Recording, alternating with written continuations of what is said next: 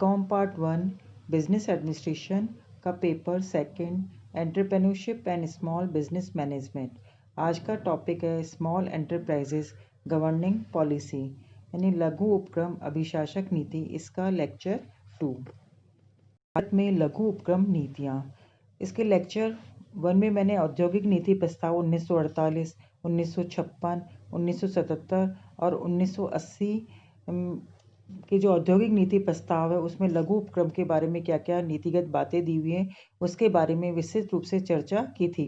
अब आज इसके लेक्चर 2 में मैं आप लोगों को औद्योगिक नीति प्रस्ताव 1990, 1991 में जो लघु उपक्रम नीतियाँ उसके बारे में लघु उपक्रम के बारे में कौन कौन सी नीतियाँ बताई गई है उनके बारे में विस्तृत रूप से चर्चा करूँगी। तो इसमें सबसे पहले है औद्योगिक नीति प्रस्ताव 1990।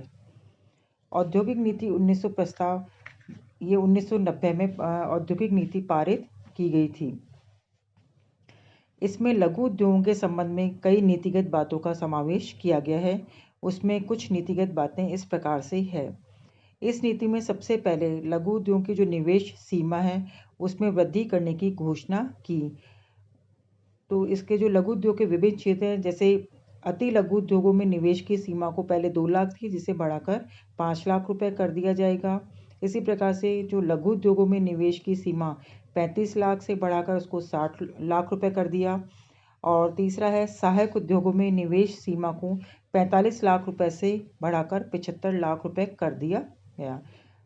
फिर नेक्स्ट पॉइंट है कि इस नीति में ग्रामीण और जो पिछड़े हुए क्षेत्र हैं उनके उद्योगों के विकास के लिए केंद्रीय निवेश सहायता योजना की घोषणा की गई।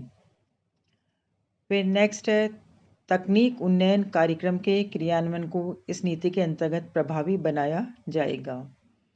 फिर जो महिला उद्यमी हैं उनके विकास के लिए विशेष प्रयास किए जाएंगे। फिर जो लघु उद्योग विकास बैंक है उसकी स्थापना की जाएगी और इसकी स्थापना का प्रमुख उद्देश्य लघु उद्योगों को समय समय पर पर्याप्त साख सुविधा प्रदान करना होगा। इसी प्रकार से किसानों को कृषि उत्पाद प्रसंस्करण उद्योग स्थापित करने हेतु प्रोत्साहित किया जाएगा। और नेक्स्ट है जो गैर पिछड़े क्षेत्रों में स्थापित होने वाली ऐसी जो नई इकाइयाँ हैं उनको लाइसेंस लेने की आवश्यकता नहीं होगी, जिनमें स्थायी पूंजी निवेश 25 करोड़ रुपए से अधिक का नहीं होगा। इसी प्रकार से केंद्र सरकार द्वारा अनुसूचित पिछड़े क्षेत्रों में स्थापित होने वाली ऐसी नई इकाइयों को लाइसेंस नहीं लेना होगा, जिनमें स्थायी निवेश 75 करोड़ रुपए से अधिक का नहीं होगा। इसी प्रकार से इस नीति के क्रियान्वयन के लिए सरकार ने लघु उद्योगों के उत्पादन के लिए जो आरक्षित मदों की संख्या है उसको बढ़ाकर 836 कर दिया गया। नेक्स्ट है औद्योगिक नीति प्रस्ताव 1991। 6 अगस्त 1991 को पुनः नई औद्योगिक नीति को स्वीकार किया गया और इस नीति में लघु उद्योगों के संबंध में कई नीतिगत बातों की घोषणा की गई थी। वो नीतिगत बातें कौन कौन सी है उसमें सबसे पहला है कि लघु उद्योगों को किसी भी प्रकार के उत्पाद के उत्पादन के लिए लाइसेंस नहीं लेने की आवश्यकता होगी। और जो लघु उद्योग के निवेश की सीमा है उसमें भी वृद्धि कर दी गई। इसमें जो अति लघु उद्योगों में जो निवेश की सीमा है पहले 5 लाख सीमा को बढ़ाकर 5 लाख रुपए कर दिया गया। और जो लघु उद्योग और सहायक उद्योग है और जो निर्यातोन्मुख इकाइयों की निवेश की सीमा को भी 60 लाख रुपए और 75 लाख रुपए कर दिया गया। इसी प्रकार से जो लघु उद्योगों की दीर्घकालीन अल्पकालीन साख सुविधाओं की पर्याप्त उपलब्धि के लिए भी उपाय किए जाएंगे और यह प्रयास किया जाएगा कि इन्हें विभिन्न मानक दरों पर अच्छी साख सुविधाएं उपलब्ध हो। जो तकनीकी विकास खंड है उसकी स्थापना की जाएगी और इसका यह उद्देश्य लघु उद्योगों की उत्पादकता में वृद्धि करना और लघु उद्योगों के उत्पादों की प्रतिस्पर्धा में वृद्धि करना होगा। फिर जो देशी और विदेशी कच्चा माल उपलब्ध होगा ताकि सभी लघु उद्योगों और विशेषकर अति लघु उद्योगों को पर्याप्त मात्रा में समान रूप से ये कच्चा माल उपलब्ध होता रहे। गुणवत्ता परामर्श केंद्रों की जो गुणवत्ता परामर्श केंद्र है और अन्य सामान्य जांच सुविधा केंद्रों की स्थापना को प्रोत्साहित किया जाएगा।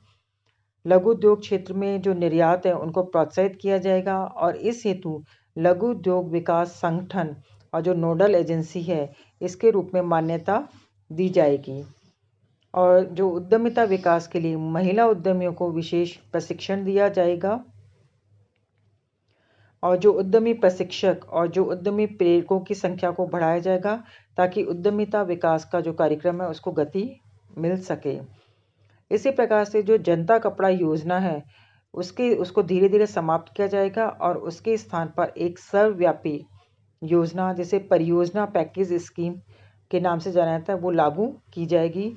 और इस योजना के अधीन हथकरघों के आधुनिकीकरण, प्रशिक्षण, नए डिज़ाइनों की व्यवस्था, अच्छे रंग और रसायन आदि की सुविधा उपलब्ध करवाई जाएगी।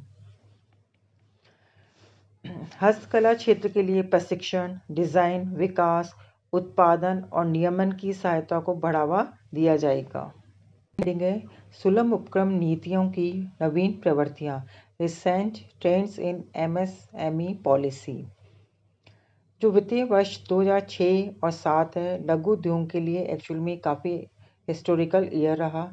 यहीं से जो लघु उद्योग शब्द है उसके स्थान पर सुलभ उपक्रम शब्द का उपयोग किए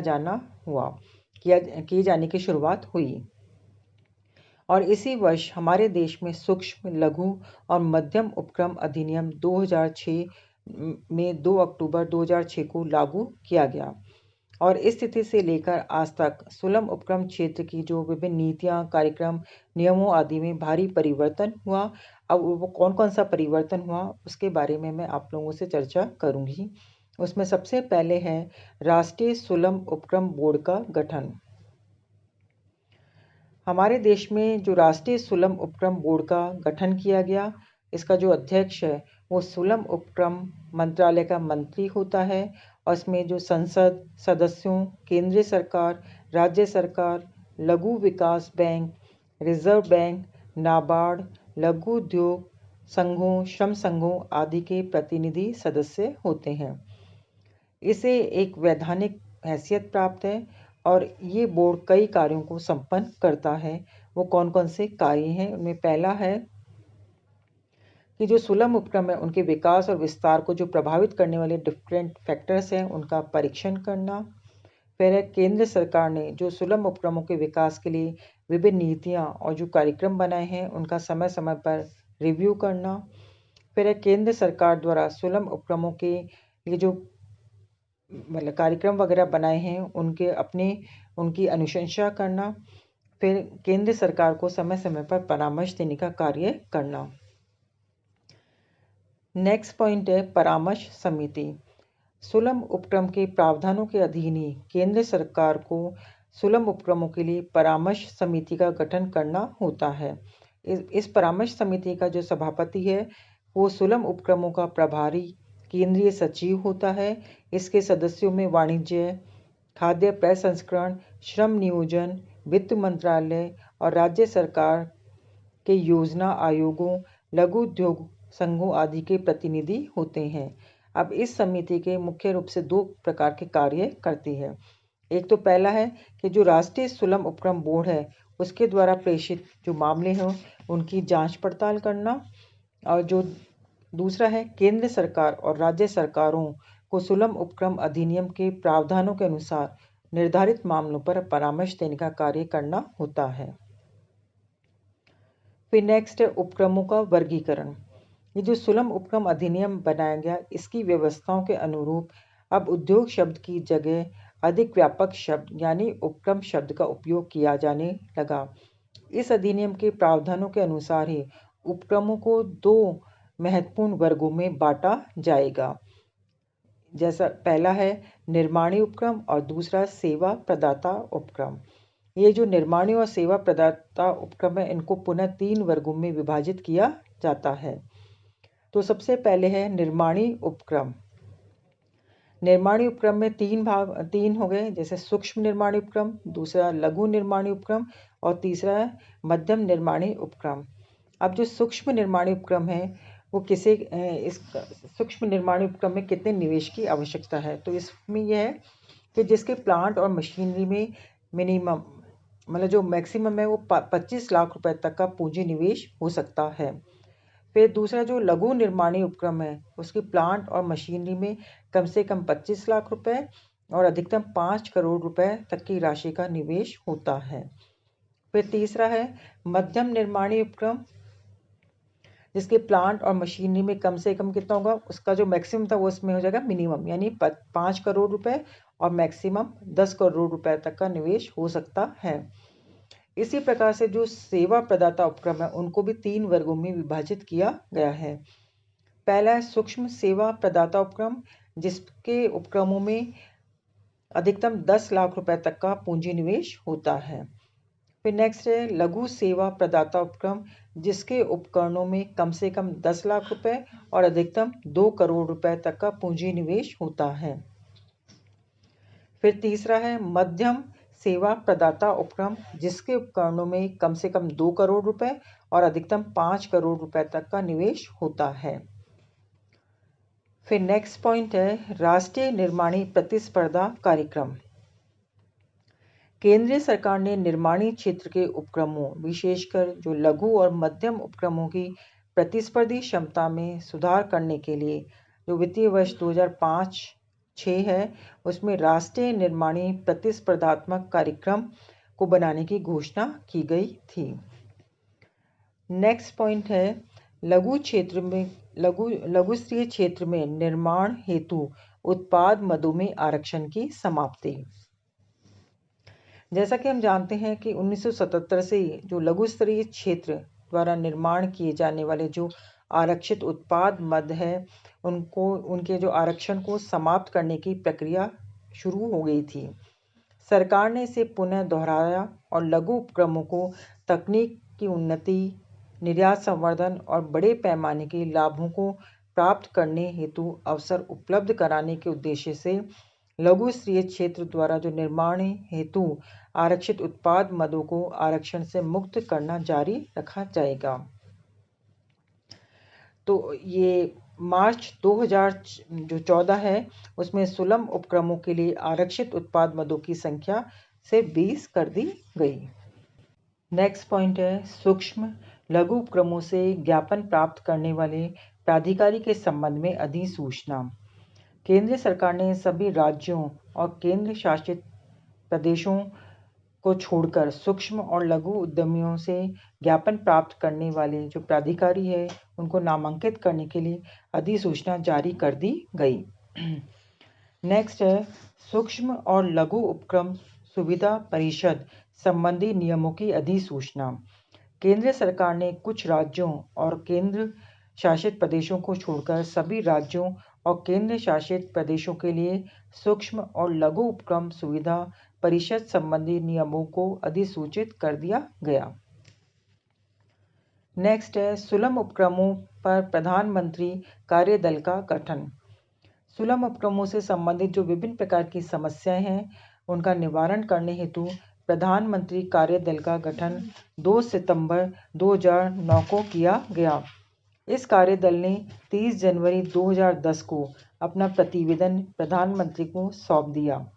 इस प्रतिवेदन में कई रिकमेंडेशंस की जो मुख्यतः साख सुविधा, विपणन, श्रम, उपक्रमों का पुनर्वास, बहिर्गमन, आधारभूत सुविधाएं, प्रौद्योगिकी, कौशल विकास आदि से संबंधित थी। नेक्स्ट है सुलम उपक्रमों के लिए संवर्धन पैकेज। फरवरी 2007 में सुलम मंत्री ने संसद में सुलम उपक्रमों के लिए संवर्धन पैकेज देने का आश्वासन दिया।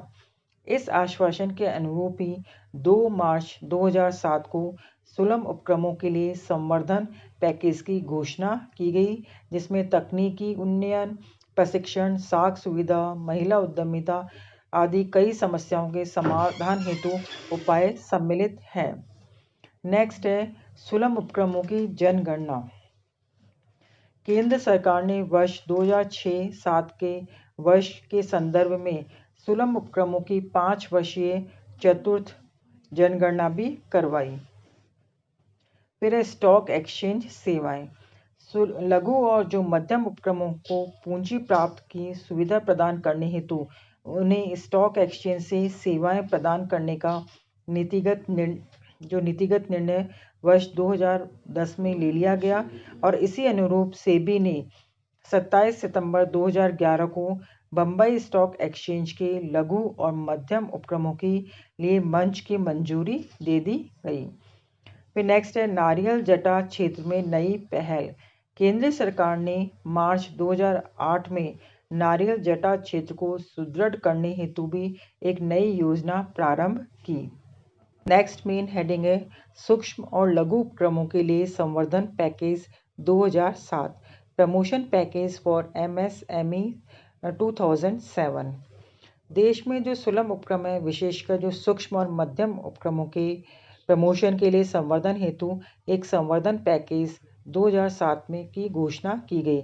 इस पैकेज में विभिन्न बातों का समावेश किया गया। वो कौन कौन सी बातें हैं उनमें सबसे पहले है विधान का क्रियान्वयन।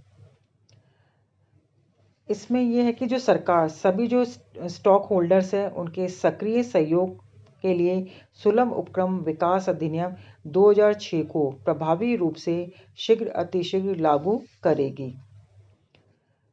फिर नेक्स्ट है ऋण सहायता।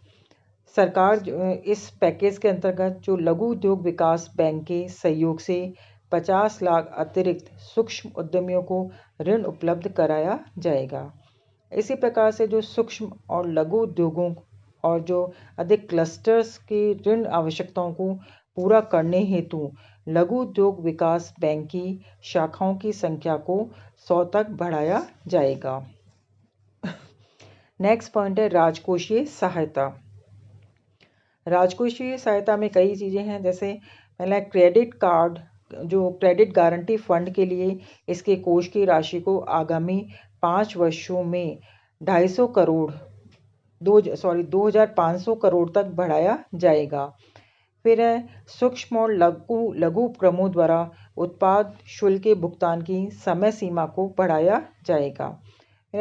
मध्यम उपक्रमों के क्रमिक विकास के लिए सामान्य उत्पाद शुल्क लाभों को एक सीमित अवधि के लिए बढ़ाया जाएगा। नेक्स्ट पॉइंट है क्लस्टर आधारित विकास सहायता।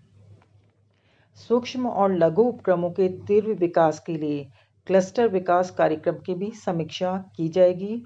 इसमें जो क्लस्टर से उनके सर्वांगीण विकास के लिए सभी आवश्यक उपाय किए जाएंगे। नेक्स्ट पॉइंट है विपणन सहायता। अनुसूचित जाति, जनजाति, महिलाओं, विकलांग व्यक्तियों को उद्यमिता प्रशिक्षण की अवधि के दौरान 500 रुपये प्रति माह की छात्रवृत्ति दी जाएगी और इन लोगों के प्रशिक्षण के लिए 20% कार्यक्रम आयोजित किए जाएंगे। इसी प्रकार से 11वीं योजना में सुलभ उपक्रम सेवा संस्थानों द्वारा संचालित पाठ्यक्रमों के माध्यम से सूचना प्रौद्योगिकी, कैटरिंग, कृषि और खाद्य प्रसंस्करण, जैव औद्योगिकी इत्यादि में 50,000 उद्यमियों को प्रशिक्षित किया जाएगा। प्रौद्योगिकी और गुणवत्ता उन्नयन सहायता। इस कार्यक्रम के अंतर्गत कई कार्य किए जाने की घोषणा की गई, जिसमें यह है पहला है खाद्य प्रसंस्करण क्षेत्र के सूक्ष्म और लघु उद्योगों के संवर्धन और विकास के लिए निर्धारित किए गए लघु उपक्रम सेवा संस्थानों में 4 प्रशिक्षण और उत्पाद विकास केंद्र स्थापित किए जाएंगे। इसी प्रकार से ईंट निर्माण में लगे जो सूक्ष्म और लघु उपक्रमों को एक बार पूंजीगत सहायता प्रदान की जाएगी। फिर नेक्स्ट है जो प्रौद्योगिकी, तकनीकी उन्नयन, ऊर्जा संरक्षण, प्रदूषण निवारण आदि उपक्रमों को सहायता प्रदान करने के उद्देश्य से एक प्रौद्योगिकी मिशन की स्थापना की जाएगी। नेक्स्ट पॉइंट है उद्यमिता और प्रबंधकीय विकास सहायता।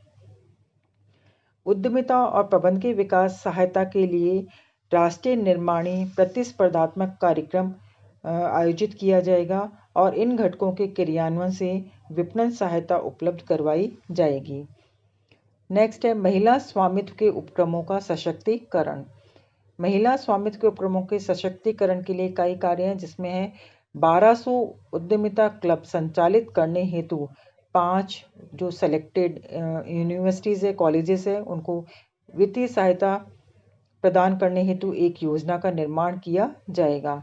इसी प्रकार से जो क्रेडिट गारंटी फंड योजना के अंतर्गत महिलाओं द्वारा चलाए जा रहे उनके स्वामित्व वाले सूक्ष्म और लघु उपक्रमों को 80% गारंटी कवर प्रदान किया जाएगा। इसी प्रकार से जो सुलभ सेवा उपक्रम सेवा संस्थानों द्वारा आयोजित उद्यमिता प्रबंध विकास कार्यक्रमों के शुल्क में महिलाओं को 50% तक की रियायत दी जाएगी। नेक्स्ट पॉइंट है डाटाबेस का सुदृढ़ीकरण। सुलभ उपक्रमों के लिए डाटाबेस के सुदृढ़ीकरण के लिए भी आवश्यक प्रयास किए जाएंगे। एंड लास्ट पॉइंट है प्रधानमंत्री रोजगार योजना का सुदृढ़ीकरण। प्रधानमंत्री रोजगार योजना शिक्षित युवाओं को सूक्ष्म उपक्रमों की स्थापना में सहायता देकर स्वरोजगार के अवसरों का सृजन किया जाता है। यह क्रेडिट लिंक्ड सहायता योजना है।